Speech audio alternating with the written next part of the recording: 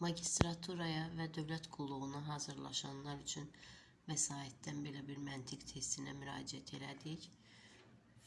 Verilmiş böyük fiqurun təpə nöqtələrindəki ədədləri toplanıb, içəridəki fiqurun tərəflərinin sayına bölürük. 32 üzərinə 16 gəlsək 48, 48 ilə də 12-nin cəmi 60 edir. 60-ı isə 4 yerə bölsək 15 edir. Digəri də həmçinin 3 ilə 6 9, 9-un üstünə 24 33, 33 ilə 12 45, 45-i 3-ə bölsək 15 edir. 5 ilə 10 15, 15-in üstünə 40 55, 55-in üzərinə 20 75, 75 isə 5 hissəyə böləcəyik. Çünki daxildəki fiqurun 5 tərəfi var. Cavab 15 edir.